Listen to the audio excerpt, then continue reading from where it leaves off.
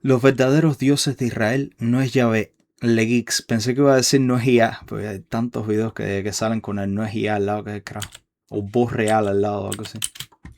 Siempre nos enseñaron que la Biblia siempre habló de un único Dios. Sin embargo, cuando se leen los textos hebreos más antiguos en el filtro de traducciones posteriores, aparece una imagen muy distinta. Yahvé Un ángel históricamente preciso. convivía con Bíblicamente preciso. otros Elohim y forma parte de una asamblea divina que fue reinterpretada con el paso de los siglos. Y Asherah parece haber sido su consorte al principio, o sea, antes de ser borrada, básicamente. La pregunta no es si la Biblia menciona a otros dioses, ya que lo hace. La verdadera cuestión es por qué muchos de estos dioses acabaron convirtiéndose en simples ángeles dentro de la tradición posterior. ¿Es retórica? ¿Es mala traducción? No. Efectivamente, la Biblia diviniza desde ángeles hasta jueces humanos.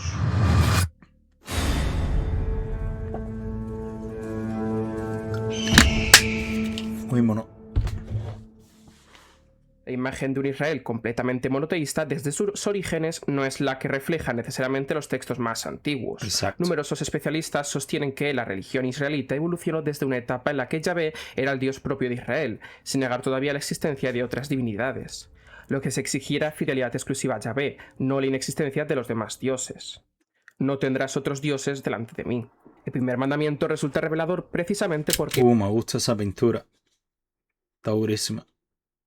Si no me equivoco, el que está abajo es Abel. O es David. ¿Quién es el que está? O es Adán. Ah, es Adán, ¿no?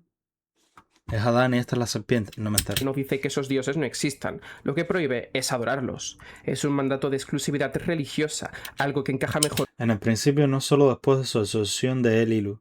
Vale. con una mentalidad monolátrica que con el monoteísmo absoluto que aparecería siglos después. Uno de los textos más sorprendentes es el Salmo 82. Allí no encontramos a Yahvé solo en el cielo, sino presidiendo una auténtica asamblea divina, una imagen muy similar a la que aparece en las religiones del Antiguo Oriente Próximo. Dios, Elohim, está en la asamblea de él, en medio de los dioses. Elohim juzga. ¿En serio? Salmo 82, 1.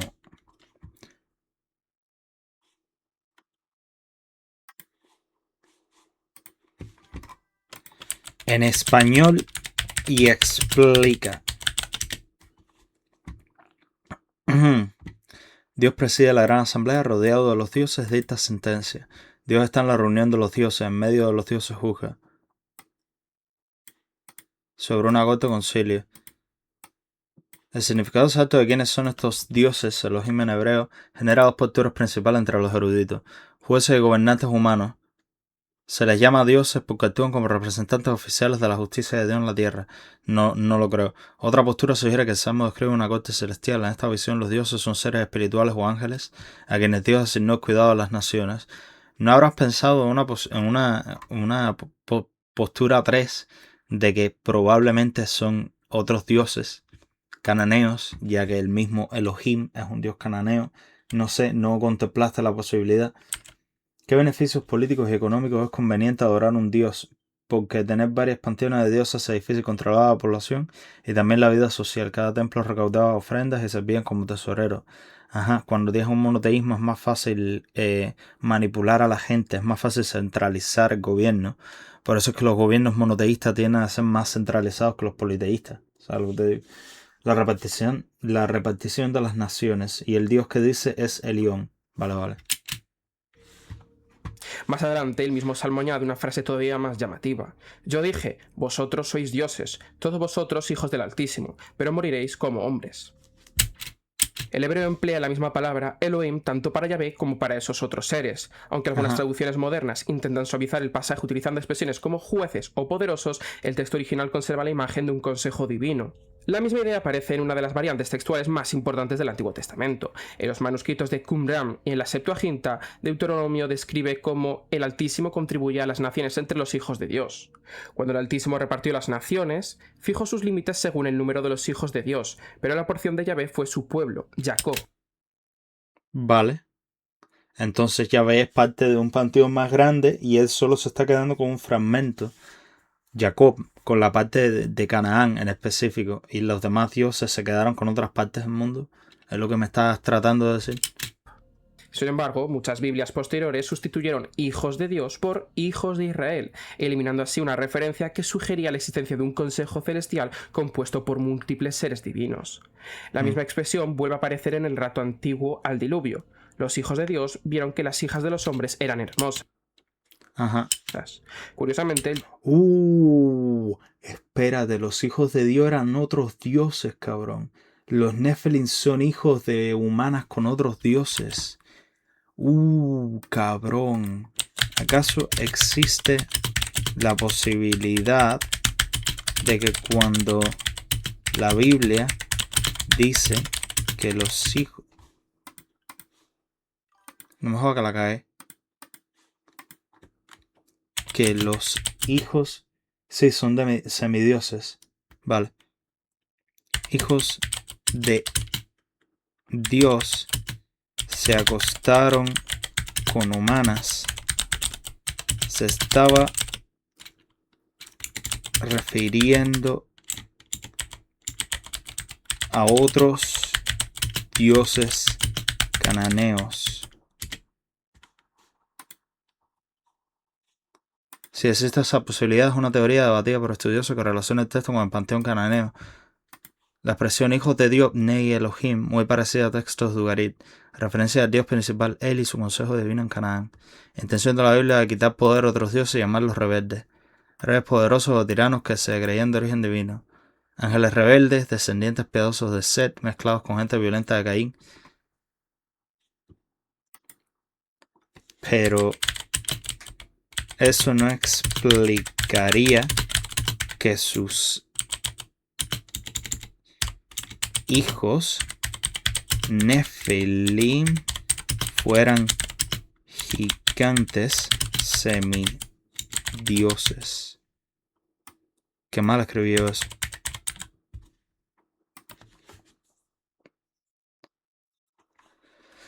Fueron simplemente hombres o comunes o reyes terrenales. La aparición de gigantes semidioses, los Nephilim, se queda sin una explicación mitológica clara. Precisamente por eso la teoría de los dioses cananeos seres divinos cobra tanta fuerza entre historiadores modernos. Sí, tiene sentido. O sea, vienen los hijos de Dios, se acuestan con las mujeres y les salen los Nephilim, que son semidioses gigantes.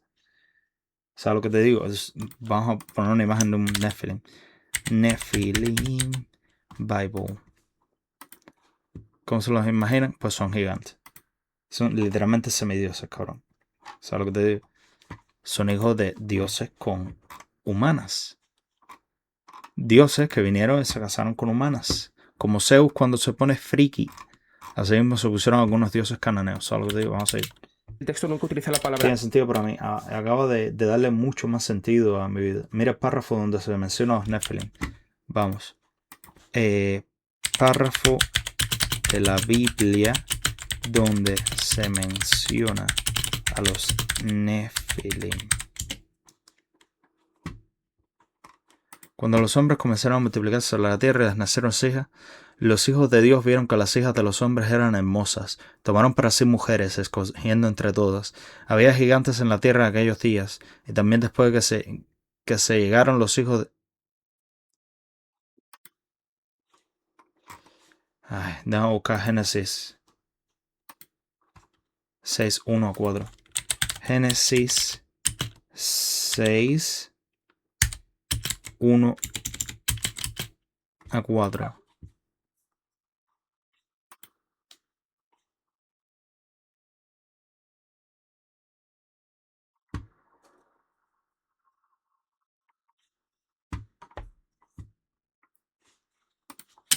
Español.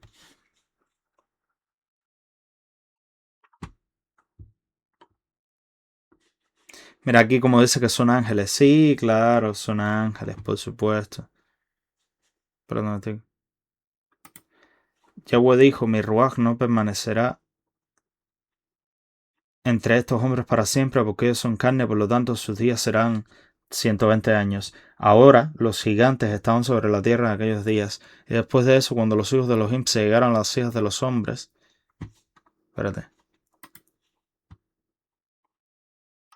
les engendraron hijos. Estos fueron los valientes que de la antigüedad fueron varones de renombre. Vale, varones de renombre se referirá a los lugares o algo así. Depende de la estatura local de la gente. Los hombres medían entre 1,60 a 1,70, dependiendo de la clase, como los guerreros aristócratas y el modo de alimentos locales. Porque en esa zona tan alto no son locales incluso los hombres mediterráneos. Sí. Ya, los hombres de gran renombre. Me encantaría ir por Génesis, poquito a poquito, y irte explicando. De gran renombre se refiere a los lugares de los sumerios, a lo que se está refiriendo. Porque literalmente te están contando que esto está pasando en la antigua Mesopotamia, ¿sabes lo que te digo? Tiene sentido para mí. Ángeles. Habla simplemente de los Bene a Elohim, una expresión que también aparece en el libro de Job para describir a los miembros de la corte celestial. Un día vinieron los hijos de Dios para presentarse ante Yahvé.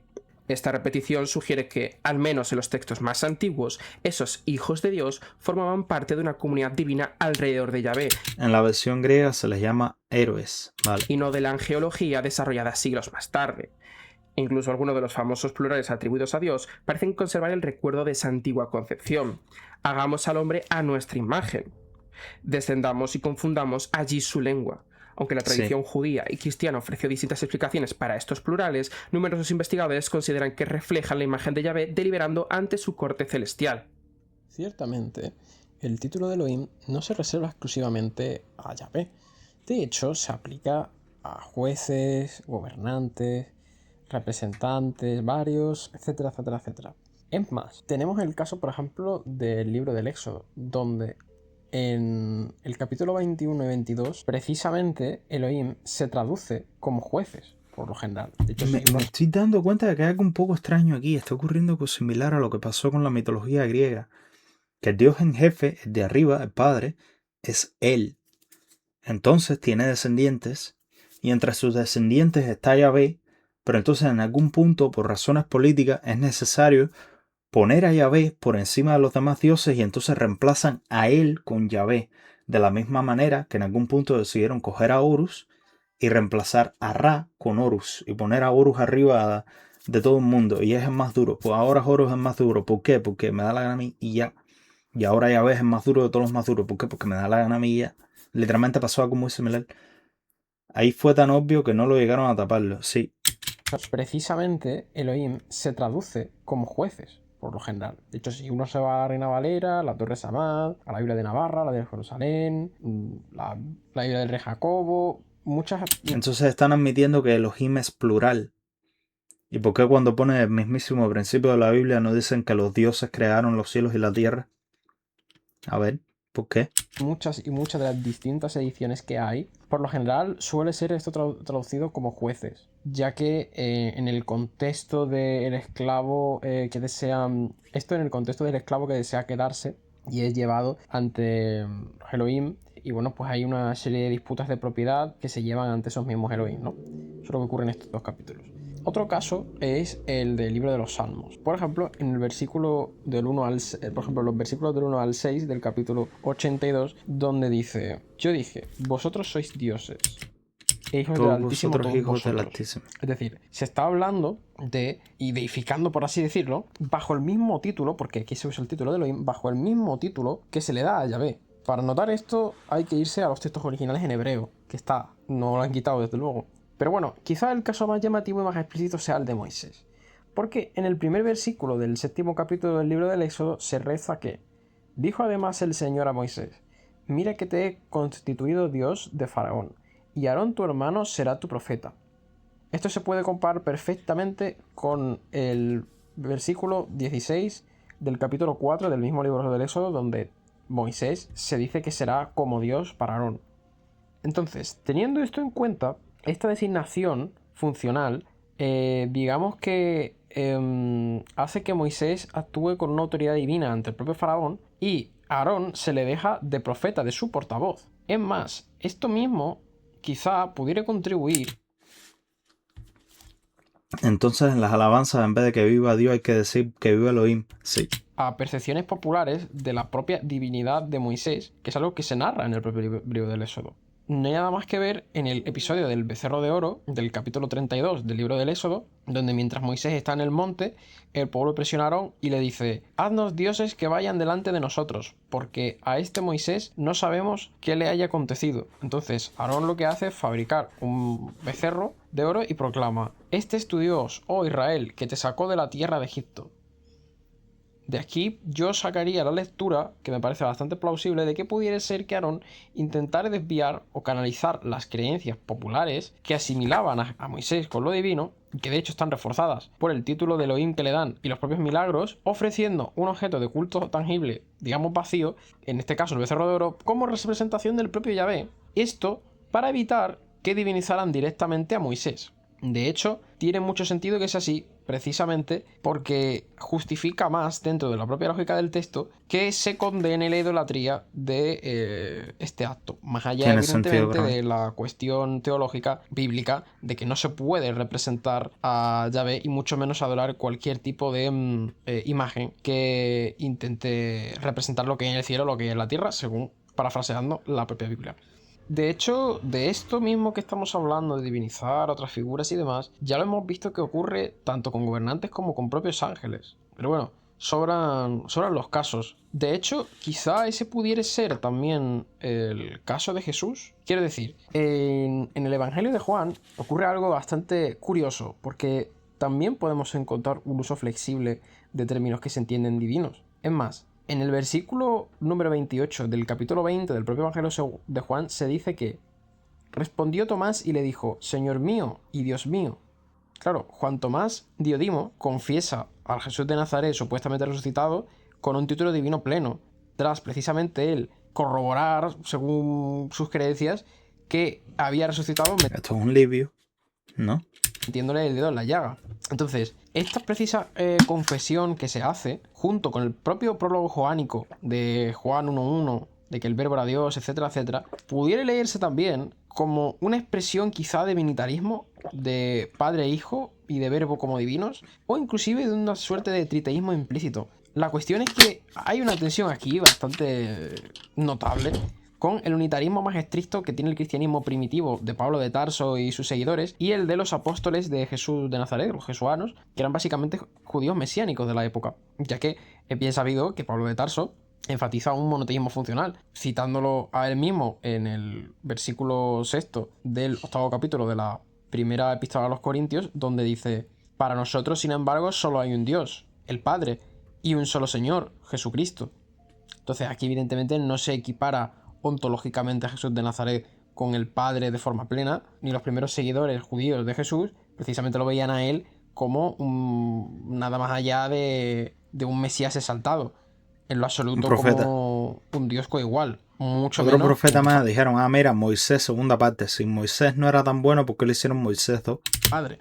Esto yo lo reforzaría teniendo en cuenta lo que dijo Irineo de León, padre, por cierto, de la Iglesia y considerado santo por la misma, quien dice precisamente que Juan el teólogo escribe su evangelio precisamente para oponerse a ciertas corrientes heréticas coetáneas, con lo cual se podría entender Volvió con Rachel, no estamos viendo los verdaderos dioses de Israel, no es Yahvé. como algo bastante sospechoso, ya que hay como cierta instrumentalización de ese propio evangelio.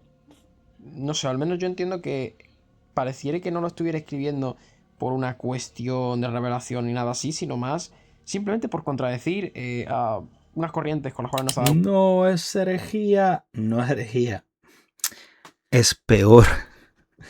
No, Elohim es también un título. A Moisés le dijeron así también. Realmente. Word y poco más.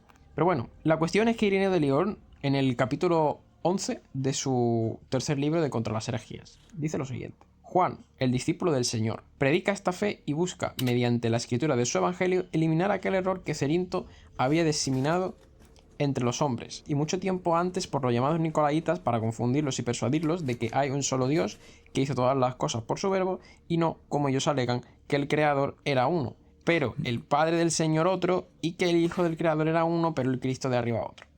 Entonces, precisamente, ¡Ño!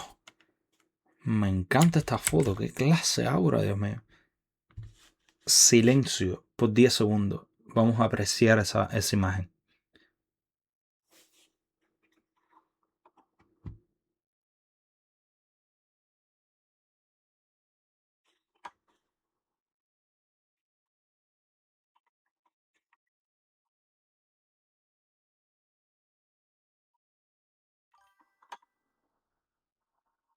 Qué dura está esa imagen. Esto es un escudo celta. Confírmenme ahí. Pues parece un escudo celta. Esto es un auxiliar celta. Eso parece. Un prieto por atrás. Este tipo parece del Medio Oriente. No sé. No me entero. Judío. Judío por ahí abajo. De Chile. Pero bueno. Literalmente dioses. El momento en Elohim es el plural de Eloha. Dios más im. Plural.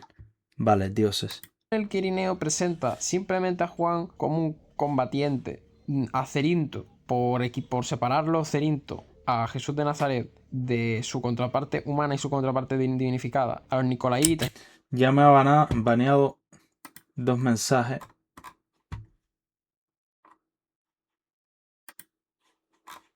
Los puse ahora. Ya me ha baneado 2 mensajes del automod. Mejor me calmo. Aprende español o le vendo tú, ya tú sabes qué, a Vivi.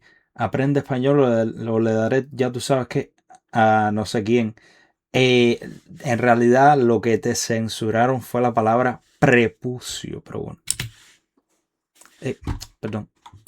algunos gnósticos, etcétera, etcétera. Esta finalidad, digamos, apologética fundamentalmente, podría explicar por qué ese propio cuarto evangelio desarrolla una cristología más alta y más divergente respecto a los evangelios sinópticos, es decir, los de Marcos, Mateo y Lucas, en los cuales precisamente Jesús de Nazaret aparece más como un profeta y como un Mesías humano exaltado, como decíamos antes. He visto esa cara antes. Se parece a Robin Williams. Por lo cual yo lanzaría la teoría de que quizá el hecho de que se utilice o se vuelva a utilizar otra vez la concepción de divinizar a un ser A humano ti y te censuraron un montón de piñas por subirla tanto. Por tener tanta obsesión con las peñas. Te pasa. Bueno, no ha habido más nada censurado hoy, no creo. Vamos a seguir.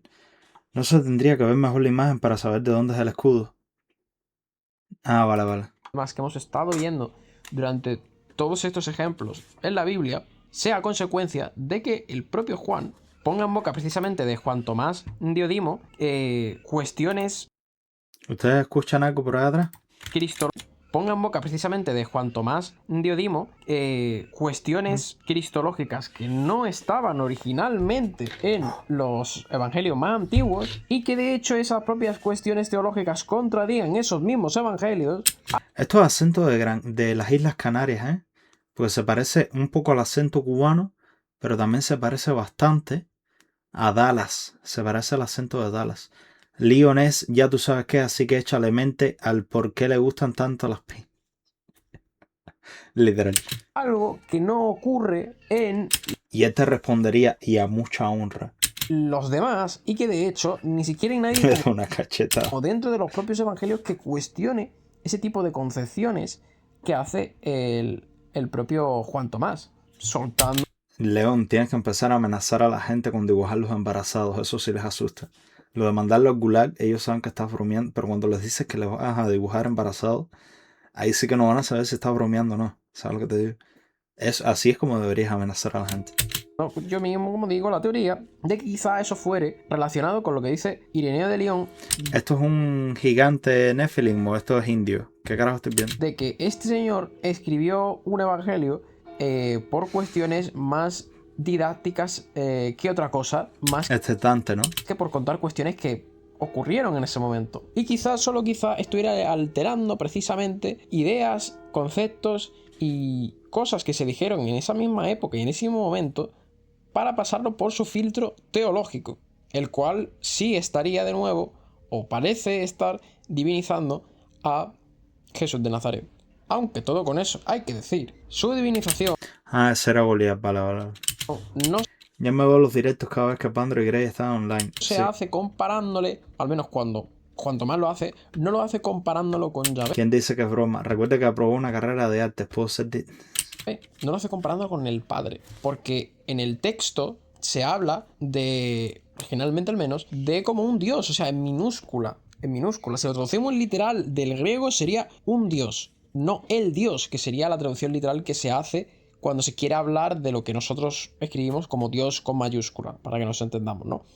Entonces estaría hablando como de que Jesús es un dios y luego Yahvé es otro dios diferente, son dioses diferentes. Me está hablando de contexto que no tengo. Me está hablando de temas que no Que no estoy entendiendo de todo, lo siento mucho antes. Lo siento si no estoy aportando mucho en esta parte. Entidades diferentes. Por lo tanto, hay como una suerte de duoteísmo bastante sui generis ahí.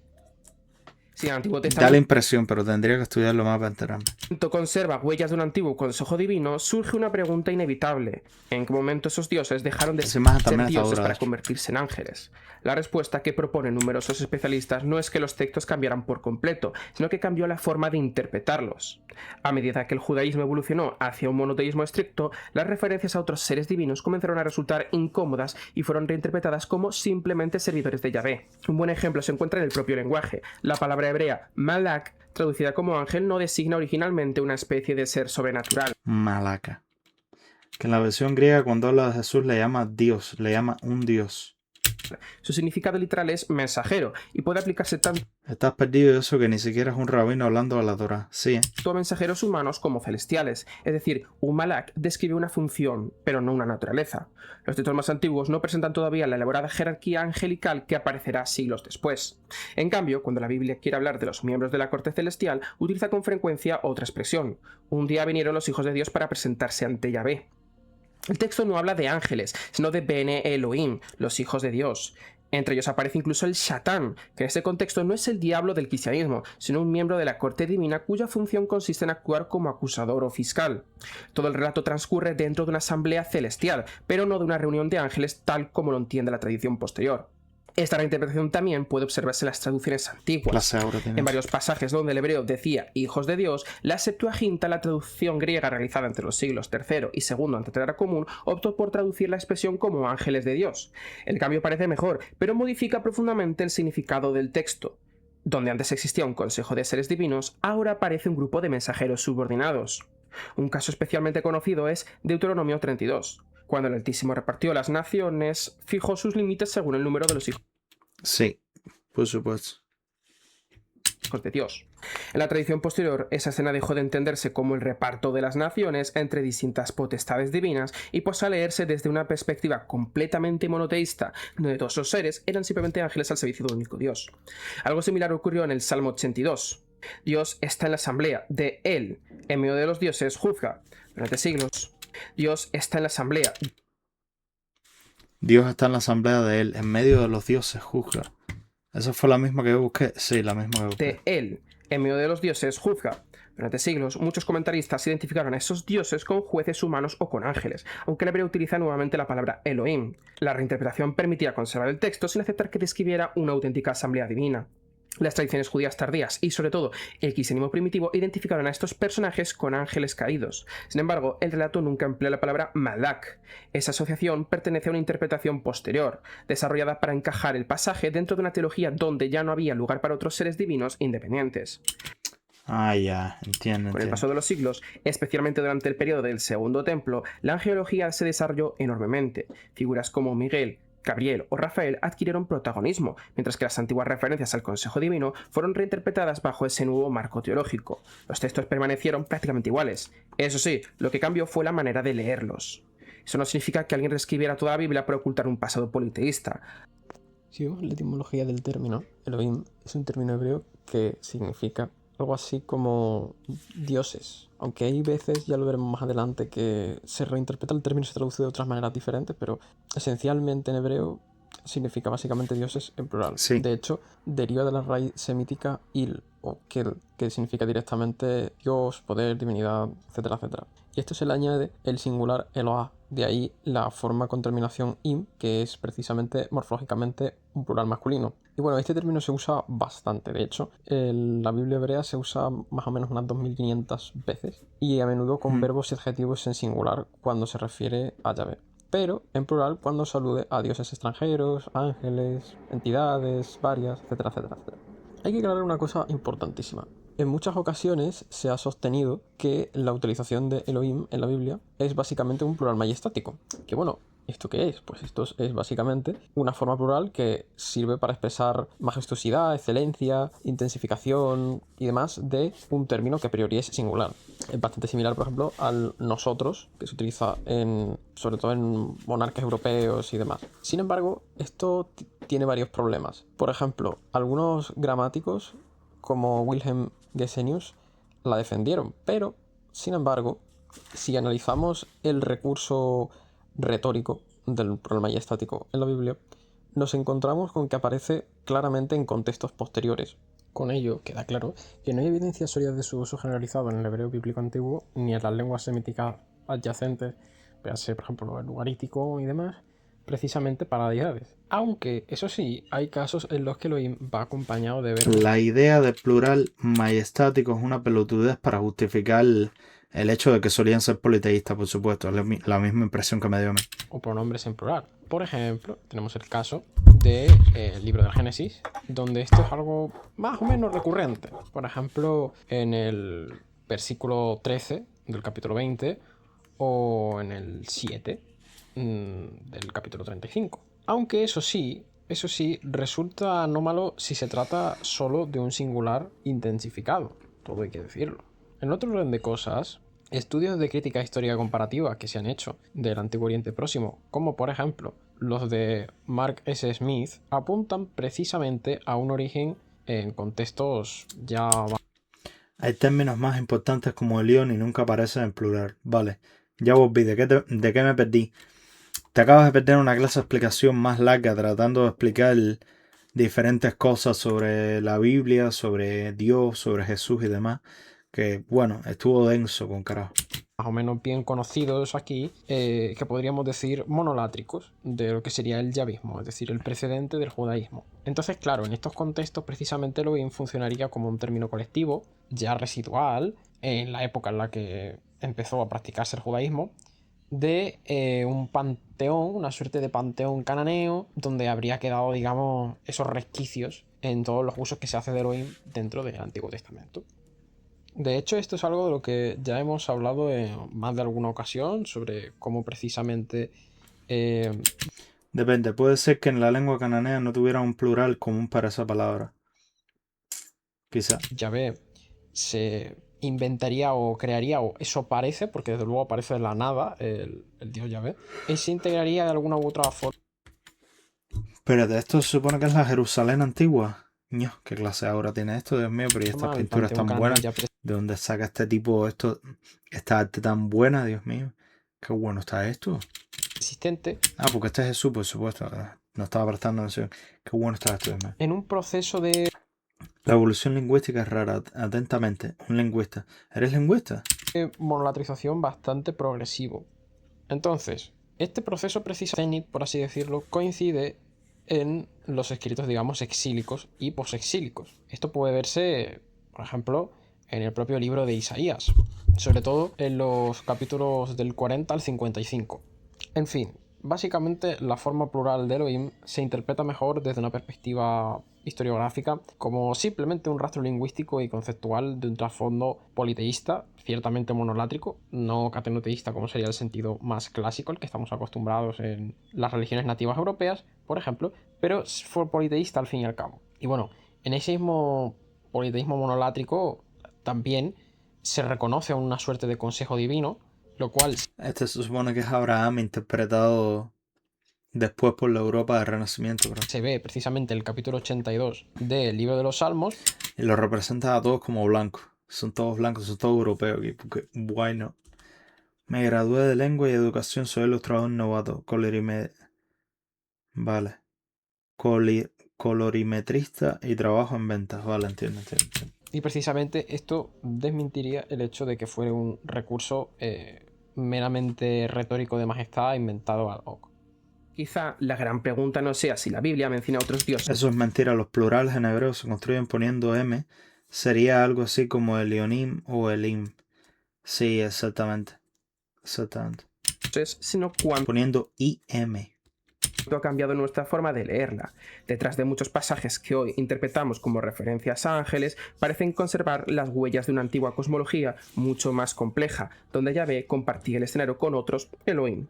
Esta evolución no pretende atacar tampoco la fe, sino simplemente acercarnos al contexto histórico en el que nacieron estos textos. A veces, incluso la historia más fascinante de la Biblia no está en lo que realmente dice, sino cómo su significado ha ido cambiando a lo largo de los siglos para cambiar su significado. Y lamentablemente nunca sabremos exactamente lo que decía la Biblia original. Lo que decía en el Nuevo Testamento original. Digo, el Nuevo Testamento no, el Génesis original, el Éxodo original, nunca sabremos realmente, ya se ha perdido. Simplemente podemos reconstruir por aquí y por allá, en este contexto hasta cierto punto politeísta, cómo hubiera sido. Pero está complicado y es poco probable que lo logremos hacer de manera precisa, ¿sabes lo que te digo?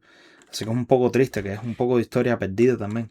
Esto, no me había puesto a pensar en eso, pero sí está el carajo.